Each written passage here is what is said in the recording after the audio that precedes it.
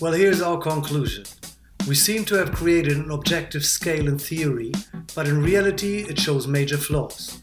Comparing breaking with other sports did not get us any further because they grew in a different manner and don't inherit the same metaphysics. We try to operate with many different solutions to create a fair standard system. We realize that there are many forces at work and their interactions are really complex. Extremely small variations in the strength of these forces and their interactions produce huge differences in the outcome. We respect b-boying and its cultural values. Engineering a tool that uses standard values would lead to a massive restriction in one of its main pillars, creativity. Well, let me elaborate you on that a little bit. First, let's talk about the freedom of choice. All breakers are free to learn whatever moves they wish. Their skills improve best by finding out their individual talents, and then they delve deeper into these particular realms. Some people use spins as their personal foundation, and others might rather dwell into footwork. The variety is huge. The choice is theirs. They are naturally flexible people that can develop amazing freezes and that have a different potential than the stiffer ones that usually have a stronger core and therefore mostly learn flips easier. These are just a few of endless possible characteristics that one can look into. While these last mentioned features describe a person's physiognomy, it is only right to also mention a few different metaphysical approaches. Some breakers pay special attention to the aesthetical lines in their moves, while another dancer's mindset could be focused more on the haptic notion, the feeling a move produces.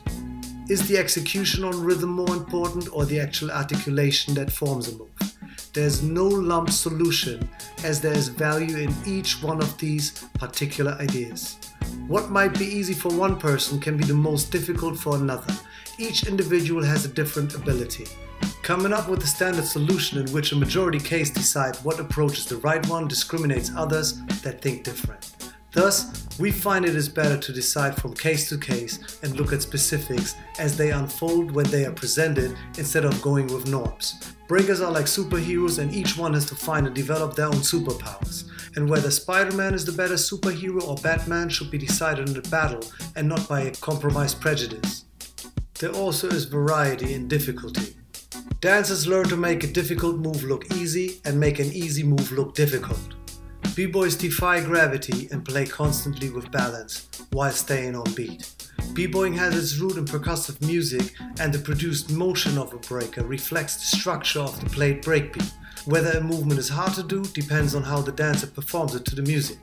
The change of velocity alone builds one obvious variable. Doing a 6-step on double tempo is by far not the same as doing it on regular timing. Doing it in atomic style is not the same as performing it in a linear way. Doing moves without respecting the music, which is the soul of the dance, is meaningless. Therefore, a breaking move can only be measured as a part of a performed solo, woven into the rhythm. But even if we try to measure a single movement, it all depends on its presentation. Which headspin, for example, is worth more, the straight slow one or the fast ball headspin? The one that came directly out of a windmill without hands, or the one that was done right after a flare? The quantity of turns or spins can be an indicator, but it doesn't have to be. Is it better to spin 6 rounds and fall on your back, or rather 2 rounds that end perfectly on the one in a freeze? Was the move done in the beginning of a solo when the energy level was fully up, or at the end when the dancer didn't have any energy left? These questions can only be answered when we look at the entire performance. We point at the specifics and take them into consideration. To articulate subjective comparisons within a performance will have more consistency than trying to find vague objectives. The importance of triviality. In snowboarding and ice skating, for example, there's always an in-between trick time. These moments are rather trivial in meaning. It perfectly allows for concentration on the athlete's next move. It also helps the adjudicators to concentrate better since these moments can be used for a deeper analysis of a trick. It is a fallacy to think we have the same case in b-boying. Here these breaching and rather empty time gaps just don't happen. Full stops only happen occasionally after a freeze. During a performance, every move needs to be taken into consideration, and a freeze is also a move, even though it's still. Surprise moments arise from the brilliance of deliberately playing with the dynamics of using a move as a transition, for example, or performing a transitory move as a loop just to let it unfold into something else. Counting the performed move as a trick is an impossible task in breaking. Nobody will be able to keep track on how many moves were done. It is easier to look at a narrative as a danced argument. There's a dramaturgic arch in every performance. It has a beginning, a middle part, and an end. This indicates as well that it is a lot more about how the moves are done than what is done. The transcending effect of creativity. Every beginner in b-boying learns what it means if somebody bites. In hip-hop vocabulary, a biter is somebody that steals other people's ideas, moves, and even personality. From the first minute on the dance floor, any b-boy or b-girl cultivates the notion that a creative involvement is mandatory to be accepted within the community. Take the foundational movements, ingrain them, but give them your own twist. Developing your own style is like cultivating your own personal handwriting and your signature movements. That means all b-boys and b-girls have their own particular move vocabulary. If I go to a practice and want to work on new motives with others in a cipher, we might come up with about 20 new moves a day. I come up with maybe 3 to 5 moves alone, and that does not include all of its variations. These movements can be varied and combined in all sorts of ways. They can be done fast or slow, high or low, strong or soft, circular or linear, light or heavy, loud or quiet, straight or bent, and so on. Some people try to argue that a standard value system needs a list of all existing moves so they can value their level in difficulty. That list also must get updated all the time to stay current. That can only be said by somebody that doesn't know the dance form and how creative breakers really are. How is anybody going to be able to keep track of such transcendence? Even if anybody succeeds to list all existing breaking moves of today, in the competition tomorrow there will be plenty of new moves done, even spontaneously. Instead of working on such Sisyphus approach, we prefer to attack the main question. How can we find out the value of something that is unique in its existence? In any case, the family resemblance concept of Wittgenstein could give us information about how to solve it. An indicator for measuring a novelty can be its relative distance to its prototype origin in the foundation.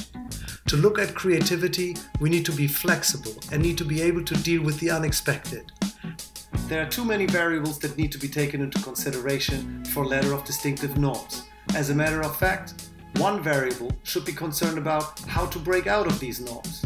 Judging creativity will always be a very subjective task. What makes it more objective is a direct comparison and having many judges. The development of performance. Part of a b-boy's daily homework is the testing of a Wirkung, which is an effect that a move has on its audience. Seldom they come out in just one way. Nobody can put a distinct value on a move if its executed ways can vary. In b-boying, we want dancers to perform new moves and we want them to reconfigure their existing vocabulary so they appear different all the time. We suggest watch a battle the same way as we follow a debate. When dancers are performing a solo in a battle, they are actually forming a danced argument. Looking at the performance as a whole and being ready for new information sets out a lot more than looking for something that is already fixed. People deeply rooted in this cultural dance form should not have a problem comprehending its semiotic language. The same way as a person that studied the English language should be able to read the words I'm writing, to contextualize them and to comprehend the argument I'm presenting, the same way a b-boy understands what he needs to bring to the table to meet the skills of his counterpart. If I would say I'm a b-boyologist, most people would get that this neologism means that I study the art of b-boying. But if I would write that I have Langeweile, and that's why I'm writing, only people that are also familiar with the German language would get what the sentence is about. Similar when a dancer performs moves from a different style. It might easily be misinterpreted and communication problems occur. Foreign vernacular bears an authenticity problem. In hip-hop, it's called a missing realness. Authenticity is a central topic in performativity. To really talk about how judges or any bystander finds out whether the moves are coherent within the cultural values would take me to write a book in itself.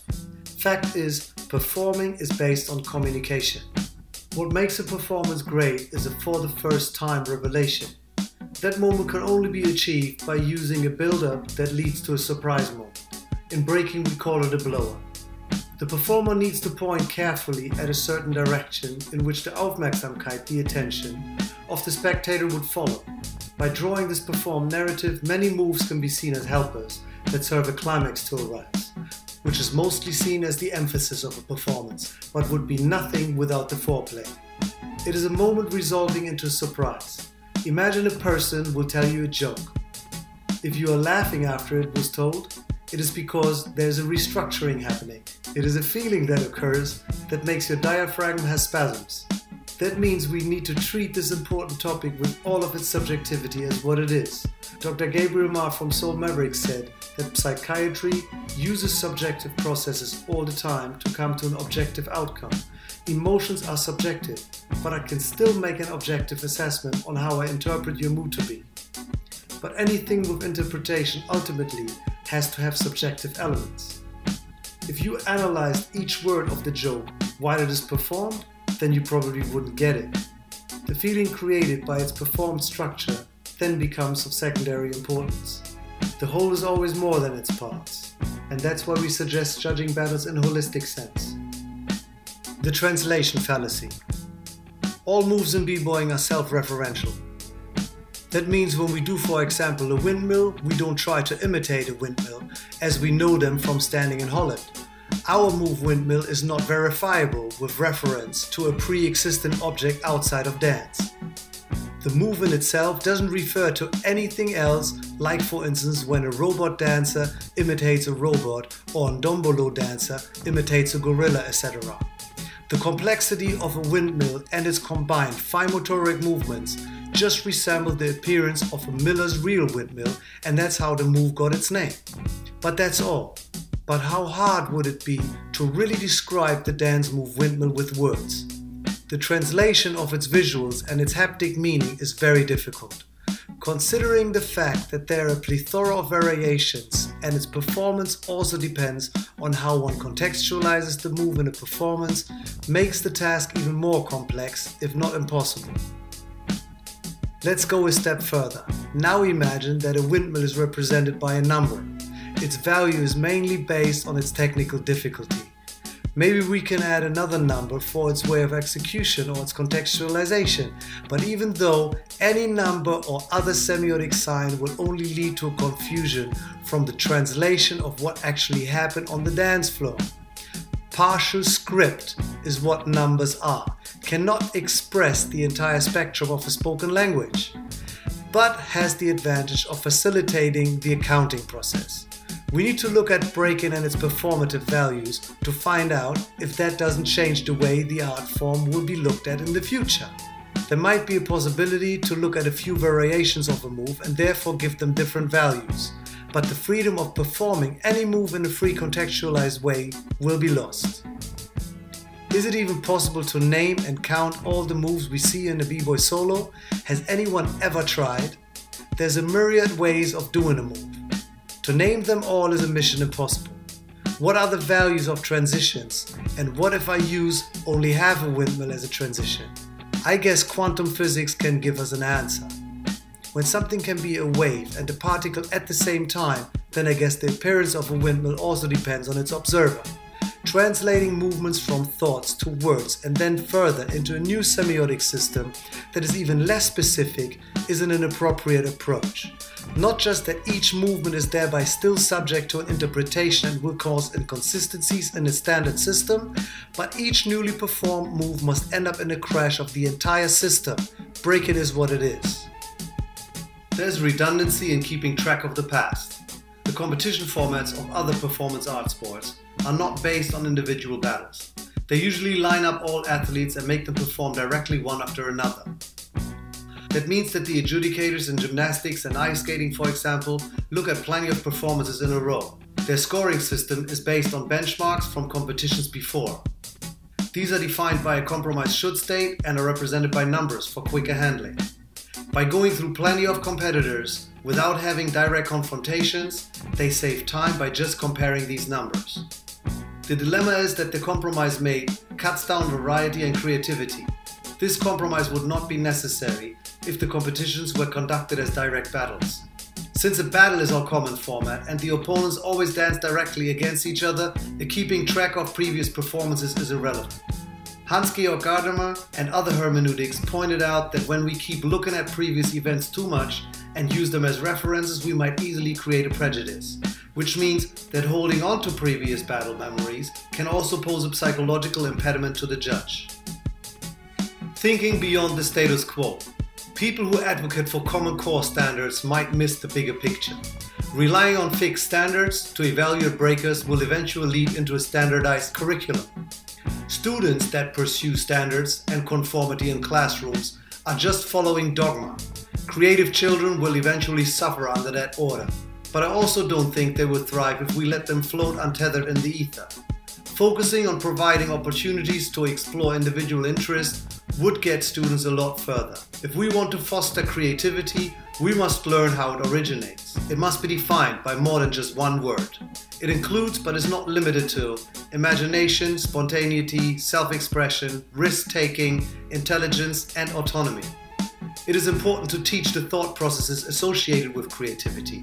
This includes the exploration of ideas as perceived by the students. Then they will learn to challenge ideas and think beyond the status quo. It is not enough to give assignments with teacher-perceived creative outcomes in mind, and it would be the worst if the decision what needs to be learned and the how comes solely from the coaches and teachers that created the system of values. Top-down innovation is what Common Core standards and other strategies to homogenize education delivers us.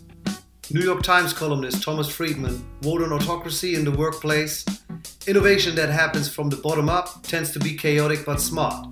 Innovation that happens from top down tends to be orderly but dumb." The hip-hop mindset. Many people regard hip-hop culture as a chaotic bond of artists that cannot agree on anything. This is where I see strength rather than weakness.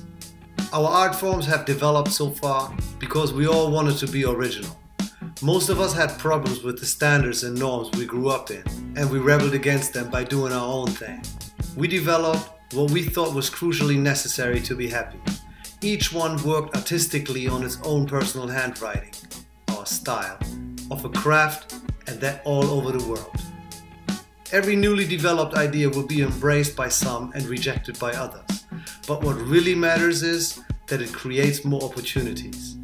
Many times the things we thought we knew were proven wrong as we gained more knowledge. No theory is beyond challenge. We constantly work on empirical testing. We realize that creativity is a great tool for individual happiness. Hip-hoppers are generally seen as citizens with an anti-establishment voice. By stepping out of the box and against the norm, we had to learn how to fight for that little freedom.